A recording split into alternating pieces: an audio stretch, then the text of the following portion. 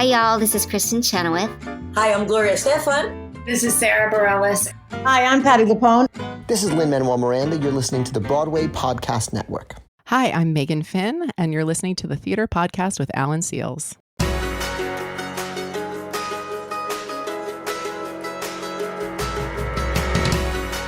Hello, everyone, and welcome to a brand new episode of the Theater Podcast with Alan Seales. I'm your host, Alan Seales. That's me.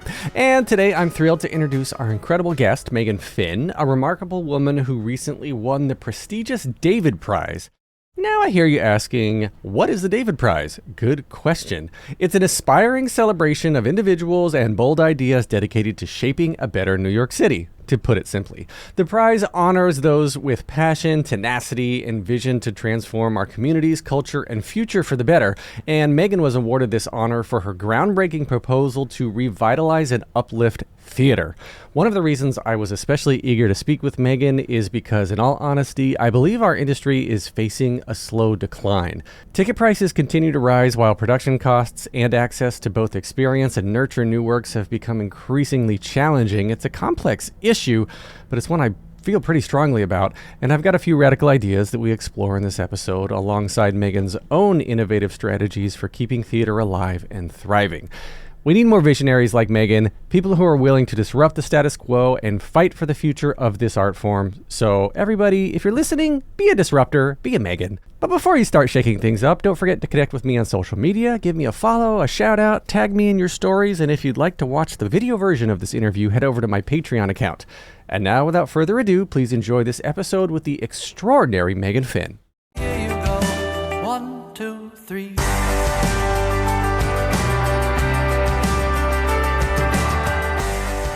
Today's guest is someone I am very excited to talk to, someone who not only wants to see positive change in the Broadway scene, but is actually going out there to make it happen. The artistic director of The Tank and previously associate artistic director at 3LD Art and Technology Center, she has directed performances at notable venues such as The Tank, Powerhouse Theater, and Serpentine Galleries. And under her leadership, The Tank has expanded its programming and received an Obie Award for Institutional Excellence. She is also the recipient of a 2021 Lucille Lortel Visionary Award by the League of Professional Theater Women and a 2023 Prelude Festival Award winner. As an immigration advocate, she co-founded Each Step Home, a nonprofit dedicated to reuniting immigrant families, featured in the film Split at the Root on Netflix. She also just won the David Prize, an annual award that provides unrestricted grants to individuals with bold ideas to improve life in New York City. Meghan Finn, welcome to the Theater Podcast. Thank you so much for having me. Glad to be here. You are so welcome, and I'm excited to dive into this conversation because, normally the shtick on the podcast here is, performers and what'd you do to get on stage and what are your challenges you've overcome. And I love what you are doing because you see those challenges and you're like, let's remove them for everybody else. Let's look outward and affect the change, be the change you want to see in the world, right? Who said that? Gandhi? Who famously said that? But yeah, so I want to dive into that because the David Prize, tell us about it. Tell us about the David Prize. And let's start with that because this is a $200,000 grant that you just fell in your lap. Yeah, I mean, it's wild. I'm still kind of in shock and so grateful for it. I was invited as a nominee for that award. And actually, I think it's kind of new, so people aren't totally aware of it. And there certainly hasn't been anyone in culture that's won it up till now. So I was nominated, and there's about 3,000 New Yorkers nominated every year. And then there's a long process between when you're nominated and when you actually get it, where you have this opportunity to hone an idea for New York that could make it better. I've been at the Tank Theater as the artistic director since 2017. And I've gotten to see firsthand through the pandemic how there is such a need for developmental space for new work and how that has a big impact on the cultural ecosystem of the city. And that Absolutely. has a direct direct line to Broadway, and the artists that you see uptown in commercial spaces, they all started downtown or in spaces where they were making new work. Anne Washburn, the playwright, has a project that she's lovingly titled Murder Room. It's a big kind of think space that she created first at Playwrights Horizons, later at Soho Rep, later at the Prelude Festival. It's been moving around throughout the city, and she basically invites really well-known people in the theater and people that have been coming up in the theater to come and have discussions and pin things to the wall. It kind of looks like one of those investigative spaces in like a murder thriller. Boards. Yeah. But to come up with ideas for how we can make the American theater, and particularly in New York, more successful, and how we can be really addressing some of the situations and difficulties that the entire sector has been experiencing in the last few years. So through that process, talking with Anne and other stakeholders, I really have been honing this idea about how the Tanks model could be a catalyst, inspiration for getting new development work happening at more spaces throughout the city. So that's where the David Prize idea came from, and so thrilled. I mean, I can't believe it. It's actually an award, I've gotten grants before. This is a thing, not for me, for theaters or for projects, but it's an award. It's similar to the MacArthur. It's an award for past achievement. They just give you the money. It's wild.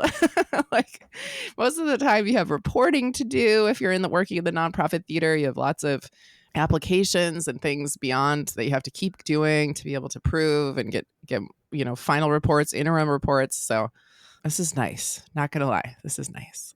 So that's really cool. And your whole proposal, I was reading through it, and let's see. So I made some notes. Let's see.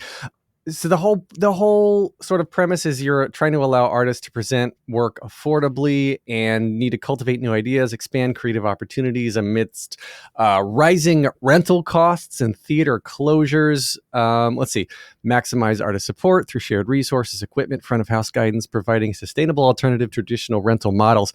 Like, you want to build 2 to 4 new theaters, get this whole change the financial structure of just how theater is brought to New York City, and amidst all this,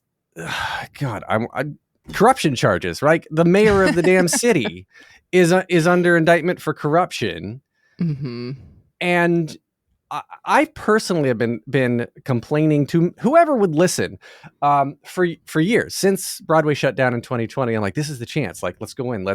The basics, right? Let's give tax breaks. Let's have the city subsidize rental costs. Let's improve seating. Let's improve HVAC. Let's get the basics of what's existing needs to be improved. And no one did anything. So I'll talk about the model in a second, which is this idea, and I'm calling it Revenue NYC. It very purposely looks like revenue, which is what theaters need more than anything. No, I mean, the things we did see during the pandemic from a federal level was Schumer really worked to pass the shuttered venue operators grants, which were large grants that went to theaters, but essentially just replaced lost revenue from being shuttered for so many months. So you can't take a whole industry, particularly in New York City, shutter it for months. I mean, a year and a half, and then expect that it doesn't have any impact on the long-term fiscal health of that organization when it couldn't do the very thing that it's supposed to be doing. Right. And so the city, when we had the new administration come in and actually cut back or take an already small pie in terms of city funding and then slice it up even further. One thing I was grateful when Adam Greenfield was up there for Stereophonic winning the Tony, that he said the city needs to fund. That was what all of us little guys were waiting for the city to come down with the budget decree about the cuts from last year, right? Yeah. So you're taking a small pie and cutting it up into even smaller pieces. I was doing this is all boring. It's administration stuff. if you work in theater, you just did a big survey for Howard Gilman and all these wonderful funders. Actually, Howard Gilman is like one of the best funders is out there. Not gonna lie. But anyway, and I was looking back at our fiscal information from FY19, and we got more from the tank got more money from the city in FY19, and we were an organization that was only half as big. Wow. And so now our operating budget has grown since I began.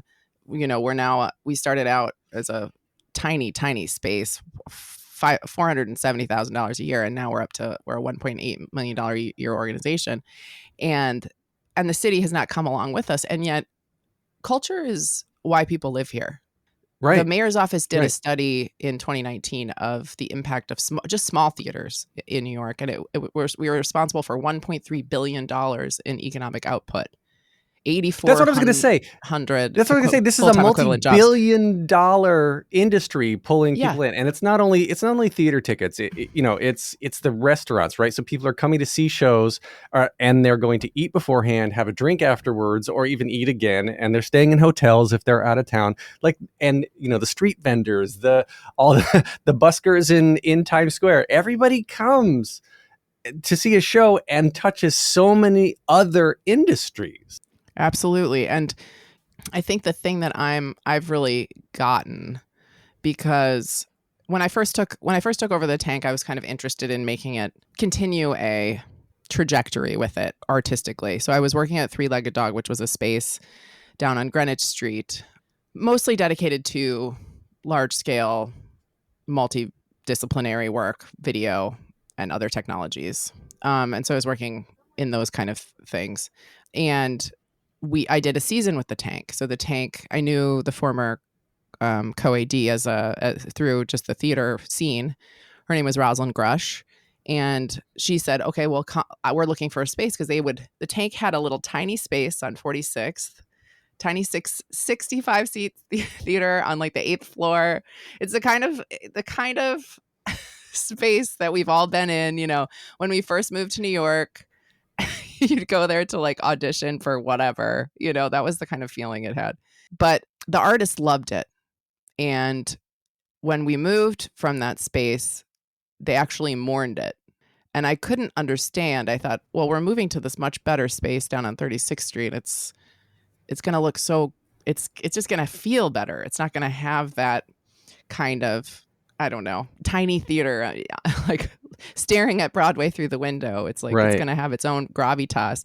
But they loved it because it was the first place they did their work, and they were treated with respect, and they left with money in their pocket. Yeah. And they could say to their friends and family, hey, I'm performing right here on 46th Street. And they felt gratitude and they felt empowered by it. And that's the model of the tank. So when I started working with the tank at 3LD, we had an incredible season. We had 4 times picks in a row.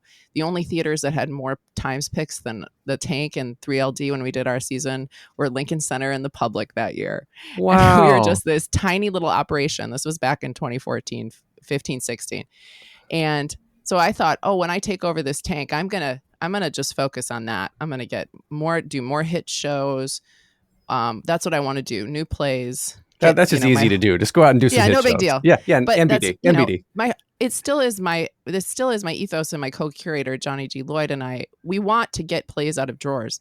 We need to be doing more plays in New York City. We have to be able to do them for less than $500,000 or $800,000 a show. You have to be able to get more artists working so that they can cut their teeth. That way, when they do get that $800,000 show and then on to Broadway, they know what to do. They've worked with other designers. They're ready to have their work seen and understood and broadly consumed. And unless they have an experience in New York City where they can start to cut their teeth, you actually don't get that same kind of crop of writers. Right. Jeremy O'Hara said just recently of the tank that it's one of the last spaces that's really supporting and standing up for theater, for playwrights in the theater in New York. Do you have pressure from financiers, from the city, from your landlord? Like, do you find pressure to try to push into that space that it kind of makes it more expensive, more commercialized, and take away from this intimacy that you're trying to maintain? Well, I have to say that we have it less than some of our contemporaries and other theaters of our size in the like 1.5 to $2.53 million range, primarily because we maximize the use of our space. And I used to think this presenting model when I first took over, I was like, oh, this is just another thing that the tank does. And I've completely changed my perspective on it, because any night of the week I can go in and see the next biggest artist who I just met, who probably just got here. Yeah. Doing incredible work. And I realized, oh no, this is actually giving free space to artists who need it is actually the most important thing that we do. And because of that, because of our maximizing the use of our space, our earned revenue is 50% of our revenue every year. Wow. That's unheard of for most nonprofit theaters, certainly ones of our size. Wait, unheard of, that good usually or bad? Have like more? More? It's great. It's from a they're maxing out at like 20% from earned Oh, revenue. wow. So you're getting 50. And because of that, we don't have to rely on single financiers or funders. We can diversify our revenue because it comes from little bits of money. And this is where I see a replicable model for other theaters to do, not all the time. It's not for everybody all the time, but as a pop-up, or for some theaters, they could do it for several months a year. I know some theaters who have much lower rents than I do. Right. Who could do it for a few months a year and get a ton of artists working and build a lot of revenue for their theater. So that's what I started seeing during the pandemic. Why am I thriving when others are hurting? Yeah. Why are we maximizing our programming while other theaters are doing 1-2 shows a year? This is why, because we're opening the doors and the audiences follow the artists. That's so interesting. And now if you follow the social media trail as well, so many more fans can follow so many more artists. And there are people, coming onto Broadway, making their debuts because they have massive TikTok followings, Instagram Absolutely. followings, right? So when you're giving these spaces to people, you're bringing in people, giving them low or free cost space, and they're bringing your audience with them. Absolutely. So I started to think, what would it mean to take a similar model, right, and use it in other spaces? We do tiered ticketing. There's no real difference between the tickets. We just found during the pandemic that people who could pay more would, and it gave us more money to split with the artists. Oh, cool. And then we do how many shows a week we do, when we have 2 spaces, we are running 4 shows a night in those spaces. It's like a very luxurious fringe space for a lot of people.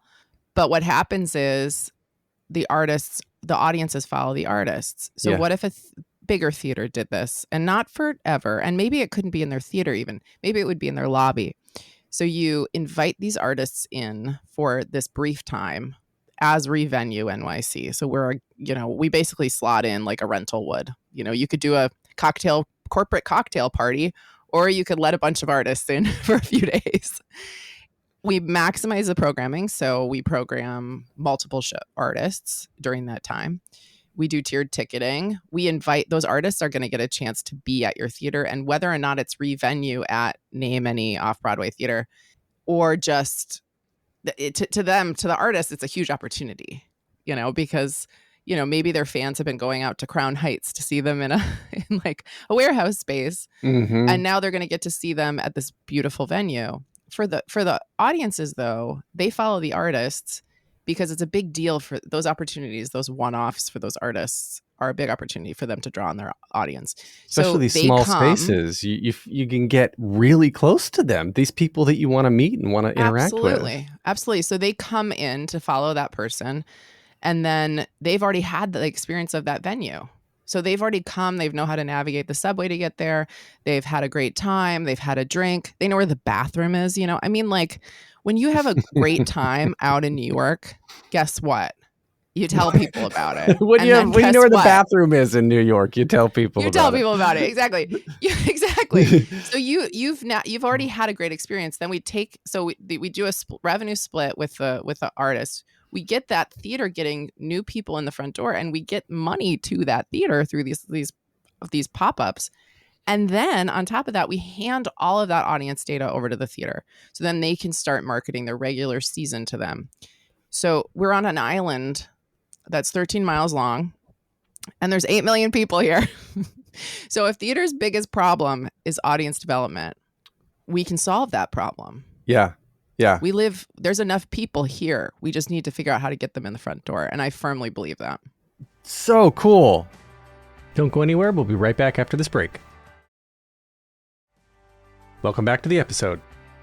I've had an idea for sort of a shifting space, a rotating space, this having multiple shows in rep for that big old empty lot on 45th, right at the corner of 45th and 8th, right? Mm-hmm. Which, it's going to cost $200 million to build something there, but why not put 4 or 5 theaters right there? A few, you have a couple entering from 46th, a couple entering from 45th Street, and you can have a shared admin offices in the middle, shared backstage, whatever the case is, right? Mm-hmm. And what's blocking all of that? What's blocking positive growth? That lot has just been sitting as a hole in the ground. What is it right now next to, it was Water for Elephants, I think that's right there. Mm-hmm. And it's across from the Outsiders, and it's major. It's Mm-hmm. a major crossroads of a major intersection of the theater district. But what would stop somebody from just throwing down, raising 200 million, not, difficulty of that aside, but putting that together and saying, we're going to build 3 to 4 to 5 theaters with shared infrastructure, and they're going to be low cost. It's going to be subsidized by the city, whatever the case is. Why hasn't somebody just done this? And then follow-up question, why can't we do it? Let's do it together. Well, there are people trying to do these kind of projects right now, and it's great. I think you should just keep putting that idea out in the world, because the consensus is that we have to continue to make sure that there's a relationship between commercial real estate and art spaces. Yeah. If we want New York continue to be the cultural center, one of the cultural centers of the world, we have to make that a priority for our city.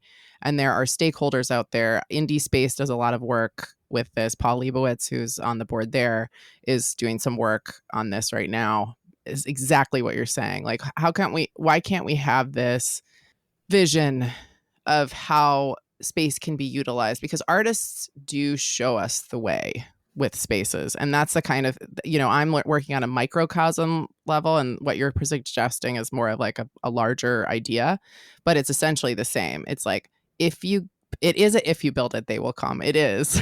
There are more shows that need theaters than there are. Exactly. Yeah. You're always going to have a show to put in a theater. You're always going to have a show to put in the theater. So knowing that, and knowing that exists, we just need the vision out there, the right people to have that vision, and they're out there. We just have to keep pushing and keep talking about these things, because especially right now, New York, I feel like we're at this. That's why I'm doing this idea, and I said to a colleague of mine, who didn't even know I was even in the running for the David Prize, and who knew if that was going to, out of 3,000 people down to 5, that felt like getting struck by lightning. Congratulations, by the way. It is a very big deal.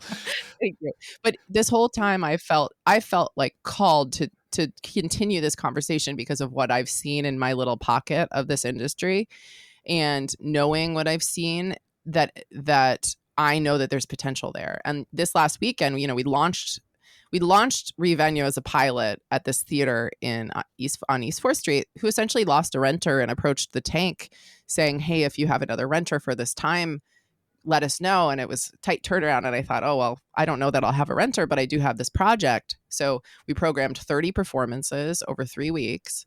And I was there this past weekend watching multiple sold out shows in a row, and thinking to myself, if you build it, they will come. It's here's this theater that was going to be sitting empty, and instead there are new audiences that have come here for the first time.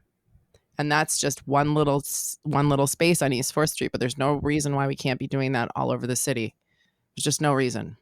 Right. Well, I mean, is it literally? I mean, let's be blunt about it. Is it literally just financial greed that the landlords, the people who own the property, or is it the city that's taxing too much? Like, where does, like, if you could wave a magic wand and lower the biggest barrier to building new spaces or to incubating new works, what would that be?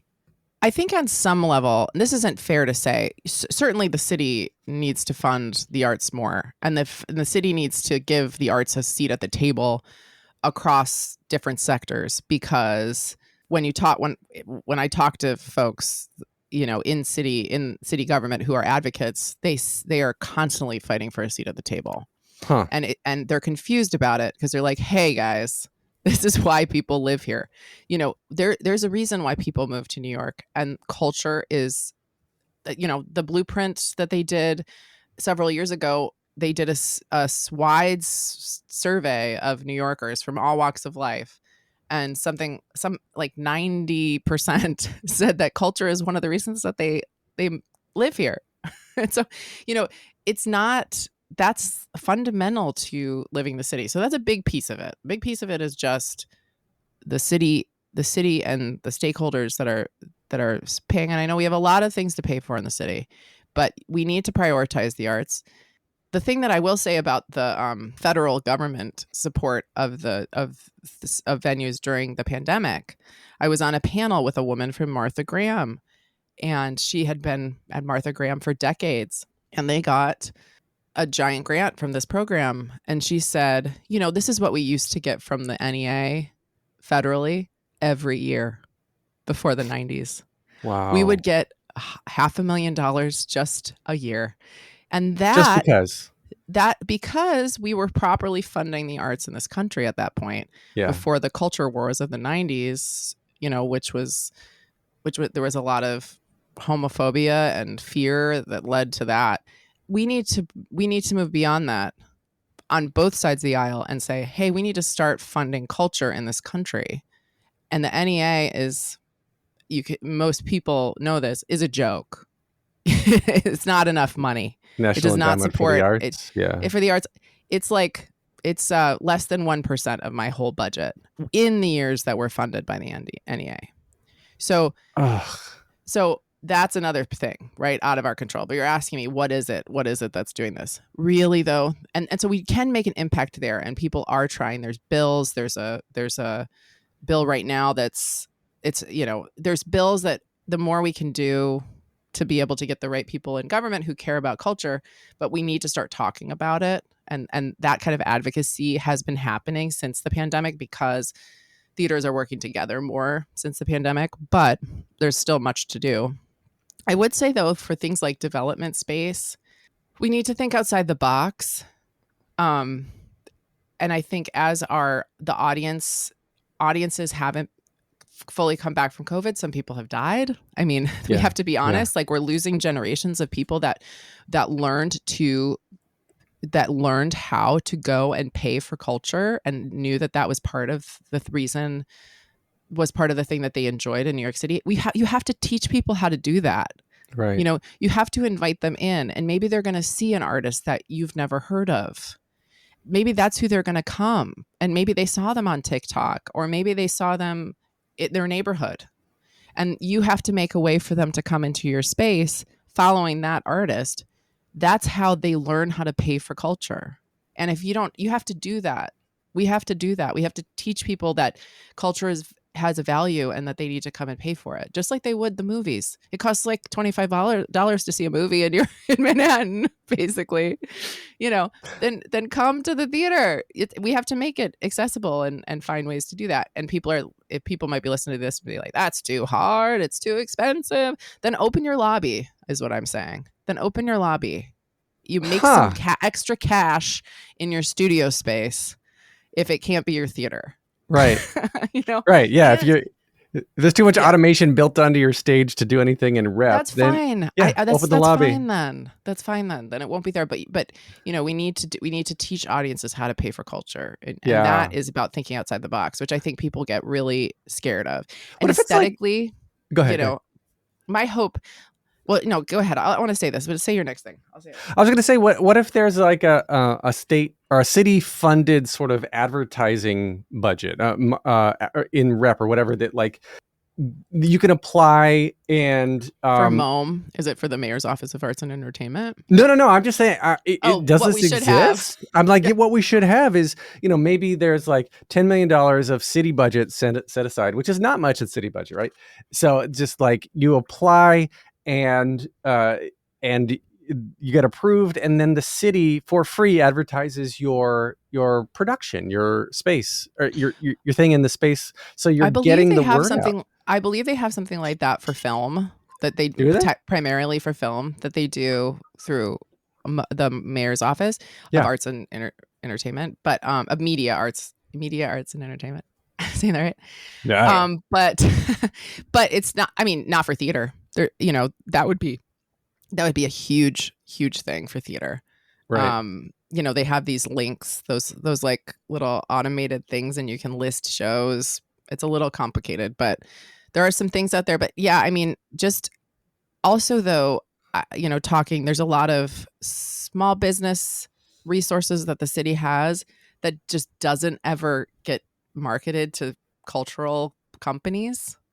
So much stuff people just don't even know exists, because no one's. I mean, there are people, but people need to take. We need people in city government, local government, taking culture seriously. It's not just a fun thing. No, it's life changing. It's also an economic driver for the city.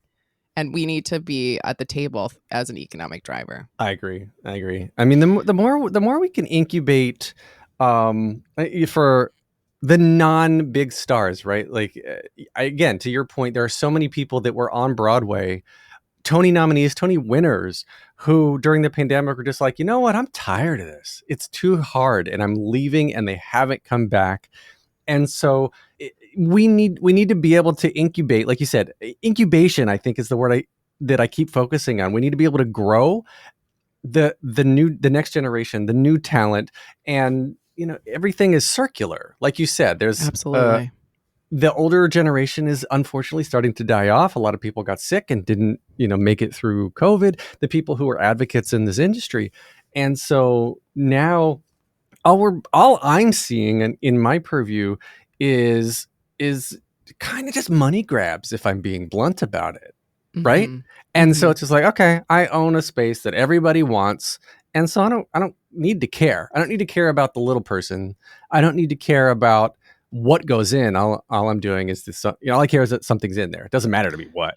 Right. And you have to be able to afford thousands of dollars of rent to be able to even do a show. Tens of thousands. Before you've paid any of the people that you work with. It's like impossible. Yeah. It's impossible. Yeah. So that's why this revenue share is for many artists is literally the only way. And that's part of the thing too. When I have once a week an artist comes to me and says, "Oh, this is the last place that I can do a show is at the Tank." Wow. That's unacceptable to me. I agree. This is New York City. This is New York City. That's unacceptable. I agree. And it's not about franchising the Tank either, because I do think that there needs to be, when I talk about 2 to 4 other theaters, I think that they need to be unique to the Tank. I think we need different kinds of work happening in different spaces, in different neighborhoods. It's not about just franchising what we do. It's about taking the model. I think people get overwhelmed by it. I think people say, like, how could you possibly do all that? And part of it is that we have a lot of systems. We have systems that we've used and that we've created to be able to work with a high volume of artists, and imagine a festival that never ended. Okay. A And imagine how a good, raver's wet dream yeah. there. And imagine how good those people would be at doing that festival. They would be Over and over. experts. Yeah. Okay. So this is the whole idea, is saying, okay, well, this is how we would do it. And we did it. I'm telling you, we just did it at Paradise Factory on East 4th Street, like nothing. And Yeah. now they're going to get that rent paid for those 3 weeks. They've had a whole bunch of new artists discover that space, whole bunch of new audiences come through, and they're going to end up in a better shape than they would have been with an empty space. Yeah. So I'm just looking for all these opportunities to keep doing this, because it's only gonna help things. I agree. So let's shift then a little bit and talk about you as a kid, because I want to know what got you into the arts. What got you loving stage performing? Did you want to be an actor? Did you want to be a director? Like, what got you going when you were little? I mean, to be honest, I think it had something to do with watching Funny Girl like 100 times when I was 11. And also, I was raised Catholic, and there's a lot of pomp and circumstance. There's costumes, there's like ceremony. And so I think that there was some kind of confluence of like Barbara Streisand and Catholicism. Like, but also I loved the scenes backstage. I loved feeling that special energy that happens in those backstage spaces. And now I spend so much time in that, kind of all the time. Working at the Tank is like being in a production of Noises Off every day. So that energy, that special making energy, is something that I think is very New York, and something that I was drawn to as a kid. Well, what age were you when you were like obsessed with this? And then at what point too did you decide this is what I want to do with my life? It was really random. I mean, I'm from Ann Arbor, Michigan. I went to a school, which I understand is some other Broadway royalty has gone there since I have graduated. People were really into football, and they were really into sports, basketball. I played on the basketball team. Wait, what school was it? It was called Pioneer High School Never in heard Ann of Arbor, it. Michigan. And so I was like I was a choir kid. So I was in the musicals, and I was a tap dancer. So I tap danced almost every day. So I kind of like found my way to the theater, kind of knowing that I wanted to do it. But at a certain point, I was like, I want to act. And so I started doing something called forensics, which is this competitive acting. Like, get on my competitive acting. Competitive acting. Okay, go ahead. So I'd put on my pantyhose and like go get on a school bus at 7 a.m. in the dead of winter in Michigan, and they'd drive us out to another high school or middle school somewhere in the southeastern part of the state, and all the little kids who had their monologues would come, and you would do your piece, in a competition over and over. So I did this really I was in high school when I did this piece about Mary Jo Kopechne and Chappaquiddick. It was horrible. It was such a tragic. But my face is I'm tickled at myself at 16 years old doing this piece over and over again. But I was like, okay, this is where I learned to act, just doing these competitions where it's basically felt like an audition over and over and over again. So that kind of like was there. And then lots of things happened after that. I decided to go to USC and major in theater with Stark Sands and Charles Brown and other people that I went to school with, who are now big Broadway stars. But I just found my way to USC and studied theater, and then the National Theater Institute at the Eugene O'Neill Theater Center, and figured out I wanted to be a director, and then got myself to New York as soon as I could. What is it about directing that drew you to that versus being on stage as an actor? Initially it was creative autonomy. I just felt like as an actor, I was kind of at the mercy of whatever I got. And as a director, I could make things happen for myself. And I really did enjoy working with actors. I think because I came to it as an actor, we have a lot of fun. because I can really understand what they're doing, and what it's like inside of them. So yeah, I just love directing. I think I love all of it.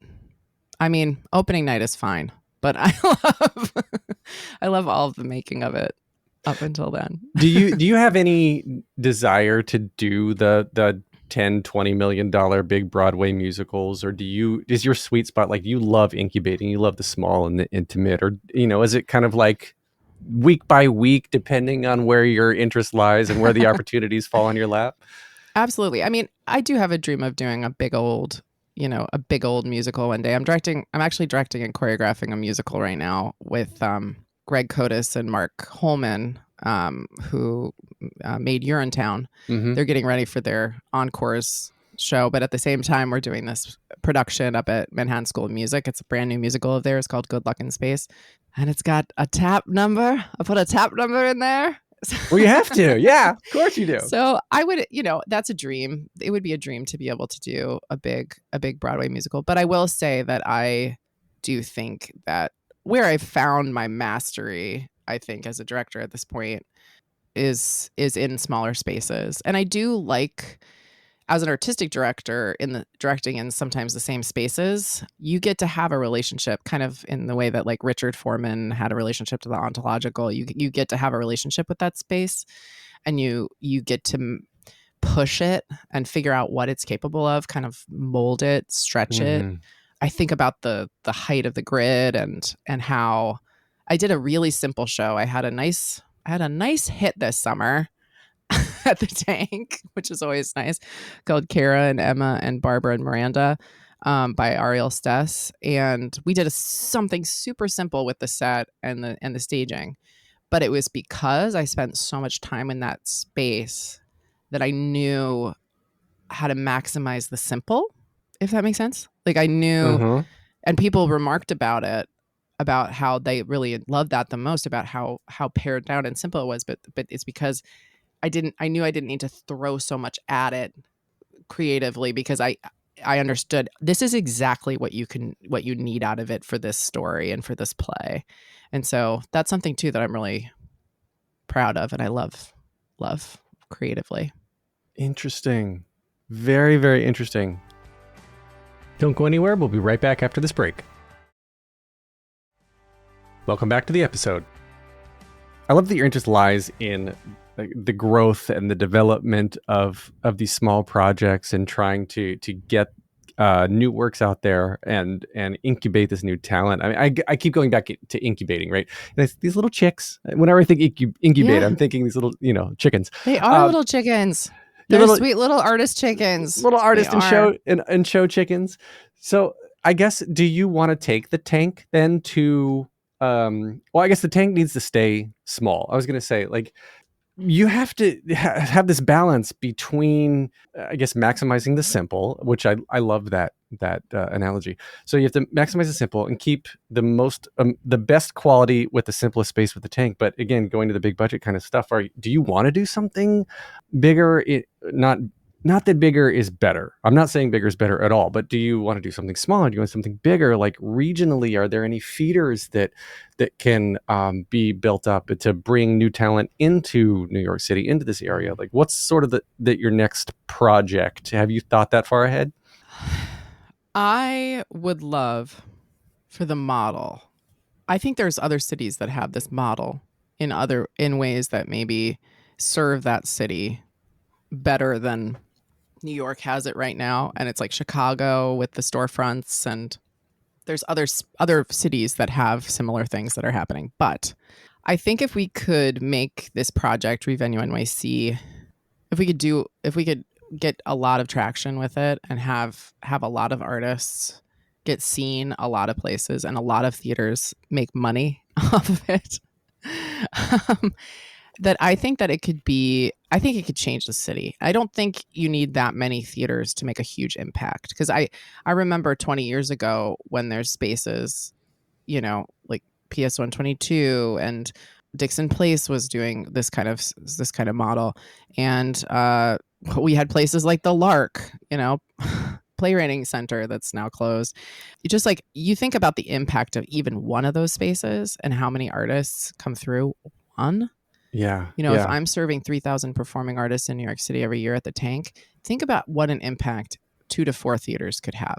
Right. In different parts of the city. It's not like it doesn't need to be that big of a thing to have a huge impact. That said, if you were doing these pop-ups at theaters across the city, it could have an immense impact on the cultural ecosystem, all those audiences. So I would love for it to be something that was impactful beyond New York. But first, we have work to do here. And then I think, I've worked out of town. Most of the time I'm out of town, I'm touring. I have a show. I have a one-woman adaptation of The Trojan Women that I'm doing in Belfast over Thanksgiving at the Mac. Oh, fun. And then we're doing 4 dates at the King's Head in London. And we did it in at Luna Stage in New Jersey this last spring. I always love that because I love the exchange that comes with that because audiences, the thing that I remarked so much about the audiences at Luna Stage is that they're so engaged. And so they come to the work in a much different way than New York City audiences do. Because we're just tired. We work hard here.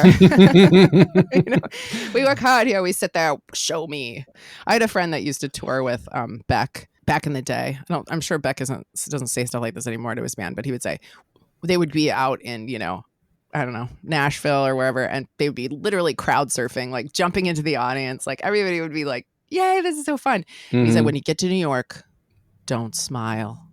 Don't smile when you play. Just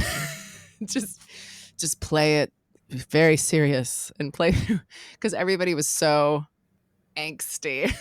And bitter. And just like judgmental. And so it's like, that's what they want. They want to see you looking cool. Anyway, I always think about that. Like that's how you sell it in New York. I don't give a shit if you like this or not, But just I to think make when you them want to like you. Anyway, I saw Beck recently, and that was not the experience anymore. But that was, this was a long time ago. But yeah, I think when you get outside of the city and you have those kind of exchanges with artists, or you bring new artists in that's just such an important part of cultural exchange in New York, in and out of New York. And we have to remember how many people come to the city, and they always come to see Broadway, but they come for a week. Yeah. Like we were how talking many Broadway about, shows to do can so they many see? other things. I mean, yeah, they could see a ton of stuff. They don't just, and they probably would love it. Oh, I love it when a tourist family, it's usually like, a European family that will come to the Tank because they're looking for the cool kids, just to say. That sounds like a generalization, but when we get tourists, it's usually European tourists. That's the best. It's really interesting. You said that about the European tourists in the Tank, because I say this so many times on this podcast, that before digital ticketing, before 20 years ago when I moved to the city, almost, I would stand in line at TKTS in Times Square, and never failed. Somebody would in line around me would come up to me and say, like, what should I see? I'm here in the city. What's good? And I would say, oh, you should try this. You should try that. I remember recommending Peter and the Starcatcher. I don't know how many times. This was that time period. And everyone was like, thanks. I'm going to go see Lion King. I'm going to go see Chicago. I'm going to go see Wicked, something I've heard of because of marketing, because of proven name recognition. I think that goes back to, the idea we were talking about a second ago of state-funded rotational advertising, so that people, or city-funded, right? It. So you can just get the name out there. So if people are like, oh, I've heard of that, I guess I'll go see it. Because if I'm not the first one recommending it to you, then maybe you'll actually choose to go see something smaller. Yeah, I love it. It's a great idea. Anyway, there you go. You can take that idea. All right. Yeah. So I'm gonna start telling people about it. Good. So now on 45th Street. Yes, right. We need $200 million so we can make 5 theaters. Let's do it. We're gonna talk about that. Okay. So now it's time for Plot in 60 Seconds. So you ready for this game?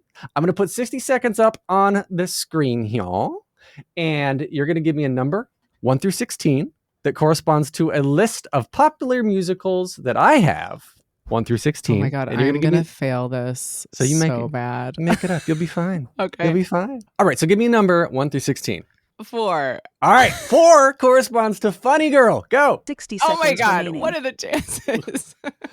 Okay, so Funny Girl is about a girl who grows up in the Lower East Side in the tenements and wants to be a big star. And so she 45 seconds she has to get in remaining. the Ziegfeld Follies. That's the only way. But she's not a typical beauty. But she is a comedian. So she goes and she gets discovered in this like little off-Broadway house where 30 she's seconds just remaining. a mess. And then she ends up marrying this gambler who is really, really, really gorgeous. And Played she by falls in Ramin love. Fanny Karimloo. Bryce. Her name Yeah. is Fanny Bryce, by the way. Yeah. And she 15 seconds remaining. yeah, she's like an American hero. One of the first American heroes of Broadway, I would say. The end. All right. I'll take it. That's solid C plus. I All feel right. like no one has done worse than me on this. Oh, plenty of people have done worse. Believe me. Worse? Okay. Because yes, but that's it in a nutshell. That's the best I can do for It's pretty good. It's your 10:55. plot in 60 seconds. All right. Now, closing standard questions. 3 of them. First one just simply is what motivates you. Art. Okay. Fair enough. What advice One would you word. give? There you That's go. one word. I don't know if So- I get more than that. Well, you can get as many words as you want. Oh, okay. I'm not- I thought I was you're supposed not- to pick one word. No, you're That's not paying by art. the word here. No, just what motivates you. Okay. What advice would you give to your younger self and younger people listening now, starting out down a similar path? There is room for you in the theater. Look to the side in the marathon. Look at who's running next to you, not just who's in front of you. It's the same race. Get out there. Start making stuff with your friends. There's absolutely room for you. And not only that, we need you. That is beautiful. Last question, hardest one. If you could only see one show for the rest of your life, but you can see it as many times as you want, what would you see? Funny Girl. Fair. I'll take that. All right. Where can we find or you? the Seagull. The second runner-up is the Seagull. Seagull. What is the Seagull? I've never heard of that. Chekhov's the Seagull. Yeah. No worries. Fair. It's okay. Fair. Here we are. Fair. We're coming together. We're bridging our worlds. There you go. Where can we find you online, social media? Plug the tank. Plug. We didn't even talk about your immigration advocacy, but yeah, like where can we find all information about you? Okay. So you can go to meghanfinn.com. With an H. With an H, meghanfinn.com. You can go to thetanknyc.org if you want to see stuff at the tank or if you want to propose to do something at the tank. We have open submissions. You can go to our website. You can also check out Revenue at revenuenyc.com. All of the information about that project is there. I think that's enough for now. Okay, we'll put it all in the show notes and as well as my socials. I'm on TikTok, Instagram, Threads, Facebook. Leave a rating and review where you're listening now. Thanks to Jukebox the Ghost for the intro and outro music, and I just interrupted you. What do you want to say? No, it's fine. Follow us at the Tank NYC and at Revenue NYC. That's all. There you go.